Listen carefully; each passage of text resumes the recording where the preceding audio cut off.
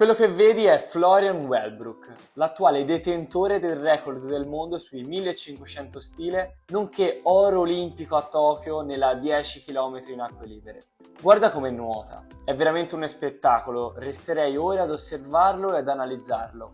Un vero e proprio esempio di come anni di allenamento e preparazione, abbinati ad una corretta tecnica di nuotata, possono dare dei risultati straordinari. Non mi riferisco solo al cronometro, ma proprio anche a come gestisce le gare, al fatto di come anche al termine di esse, nonostante il sopraggiungere della fatica, può sembrare riposato e la tecnica rimane invariata quasi come quando è partito. Vuoi nuotare come lui? Chiaramente a prescindere dai risultati e dalla velocità. È bene essere chiari, non arriverai mai a fare 58 di passo ogni 100 metri, ma puoi sicuramente ambire a nuotare correttamente, con la giusta tecnica e quindi ad essere rilassato, efficace, composto, bilanciato proprio come lui. Sappi che puoi farlo ed io posso mostrarti come, perciò continua ad ascoltarmi che ho molto altro da dirti. Ho utilizzato Florian solamente come esempio di chi riesce ad abbinare una corretta tecnica di nuoto ad alti livelli di prestazione, ma nuotare correttamente non è importante solo per andare più veloci, anche perché in realtà non tutti coloro che nuotano veloce nuotano esteticamente bene, ma questo è un altro discorso. Nuotare correttamente, soprattutto se si parla di amatori e triatleti, permette di nuotare con più facilità distanze più elevate, ridurre la spesa energetica economizzando il gesto, superare le difficoltà nell'approcciare uno sport nuovo ed estremamente complesso come il nuoto e, perché no, anche a limitare l'insorgenza di infortuni o sovraccariche alle spalle per la ripetizione continua di movimenti errati. Ma quindi che cosa vuol dire nuotare correttamente e soprattutto come è possibile farlo? Nuotare correttamente significa in primis essere in grado di trasformare in avanzamento la nostra azione propulsiva. In parole povere, essere efficaci, sfruttando in maniera coordinata e funzionale le nostre strutture corporee. Può sembrare una cosa scontata, ma in realtà è un aspetto molto poco compreso dalla maggior parte delle persone, ma che fa una grandissima differenza. Non si parla quindi di estetica o di quanto possa essere bella la nostra nuotata da fuori. Spesso quando si parla di tecnica il rischio è quello di andare in confusione e sono certo che avrai sentito dire che in subacquea la mano deve disegnare una S, che il recupero deve essere eseguito a braccio flesso o teso, che la mano ed il gomito devono stare a 90 gradi sott'acqua e così via.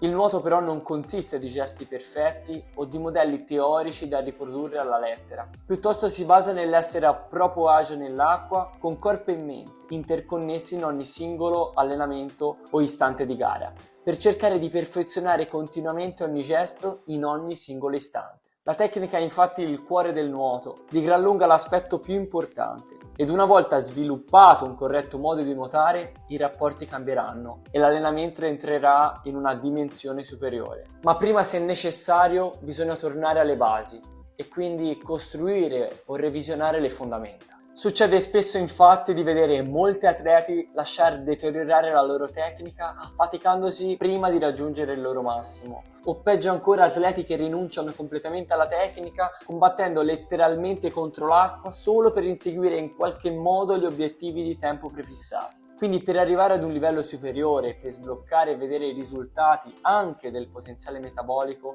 è indispensabile conoscere e comprendere che cosa significa stare in acqua e nuotare bene. Gli ultimi anni li ho dedicati proprio a questo, cercare di capire con ossessione quale sia il corretto modo di nuotare e soprattutto come insegnarlo. Questo sia in forma teorica, discutendo un elaborato di tesi sperimentale proprio sulla biomeccanica dello stile libero, con il quale appunto mi sono laureato dottore in scienze motorie, ma anche in forma pratica, ogni giorno sul campo, aiutando decine di nuotatori e triatleti a migliorarsi grazie a SwimProof.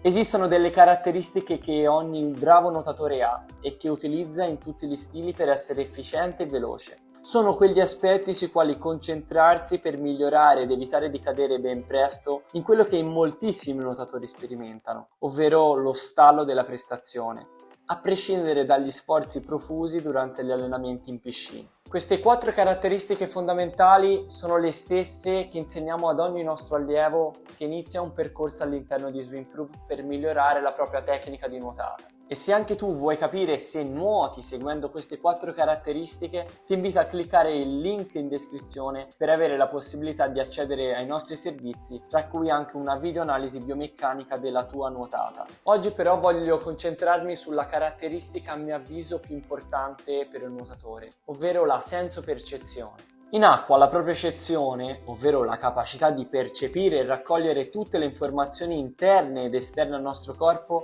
è una qualità indispensabile per praticare l'attività natatoria a qualsiasi livello. La modulazione degli input derivanti dall'analizzatore cinestetico e statico dinamico è fondamentale per l'apprendimento delle capacità coordinative e dei movimenti. Infatti, senza di essi non potremmo conoscere le posizioni dei nostri arti, se sono dritti o piegati, la loro velocità o la loro direzione. Proprio in acqua essa rappresenta il parametro numero 1 che controlla la biomeccanica, che si trasforma nell'abilità principe del nuotatore, ovvero la capacità di sentire l'acqua, percepirne la resistenza e di trasformare così la forza muscolare disponibile in pura velocità di avanzamento. Non è altro che la sensazione di trattenere, raccogliere l'acqua nel proprio palmo della mano o nel dorso del piede al fine di trasformarla in trazione motrice del liquido e quindi in avanzamento, evitando così ogni forma di slittamento o perdita di contatto. Piuttosto che dirti che cosa fare in questo video, voglio dirti quali sono gli errori che non devi assolutamente permetterti di fare se hai questa tipologia di problemi. Quindi lascia stare per un attimo tutte quelle informazioni dettagliatissime circa la biomeccanica o le traiettorie da eseguire sott'acqua, ma concentrati maggiormente sul palmo della tua mano e soprattutto sulle sensazioni del corpo. Del resto il nuoto è uno sport individuale, in cui siamo immersi completamente in un liquido dove in realtà anche i rumori esterni sono ridotti al minimo. Quindi prenditi questo tempo per riflettere sulle sensazioni di feedback che il tuo corpo ti fornisce. Questo è ciò che quotidianamente facciamo fare ai nostri clienti, grazie anche all'aiuto degli esercizi, che precisiamo non sono semplici compiti motori da eseguire e così la tecnica automaticamente migliora, ma bensì hanno l'obiettivo di permetterti di scoprire sensazioni nuove, avendo la possibilità di focalizzarti su alcuni aspetti che invece nella nuotata completa sarebbe difficile riuscire a fare. Questo è il corretto modo di lavorare per instillare nel nuotatore una tecnica di nuoto corretta. Uno strumento eccezionale per fare ciò sono le remate. Esercizio fondamentale per aumentare la senso-percezione, la sensibilità ed il contatto della mano con l'acqua, mettendo nella condizione il nuotatore di doversi muovere sfruttando a suo vantaggio un'unica porzione del corpo, la mano, insegnando perciò al cervello quale sia il corretto movimento e la corretta posizione da tenere durante i cicli di bracciata. Ora, guarda bene. Questo è lo stesso nuotatore, prima di iniziare il nostro percorso e solo dopo poche settimane di pratica costante di esercizi mirati sulle sue problematiche. Riesce a notare il cambiamento? È un miglioramento incredibile. Finalmente la sua mano riesce a spostare acqua verso il dietro e produrre avanzamento senza più avere una bracciata completamente vuota, oltre che a nuotare più rilassato ed essere efficiente. Beh, bisogna anche essere onesti ed in confronto a Florian è tutta un'altra cosa. Certamente non vanno alla stessa velocità, ma sicuramente abbiamo posto le basi per riuscire a padroneggiare le 4 caratteristiche fondamentali, proprio come un nuotatore professionista fa. Adesso tocca a te. Se vuoi capire quali sono i reali problemi che limitano il tuo modo di nuotare e soprattutto vuoi capire come riuscirli a risolvere, ti invito a cliccare nel link in descrizione e verrai ricontattato direttamente da uno dei nostri coach. Io spero veramente che questo video possa esserti stato d'aiuto. Ti invito perciò a lasciare un bel mi piace, un commento e iscriverti al canale per farci capire che vuoi altri contenuti come questi. Ciao!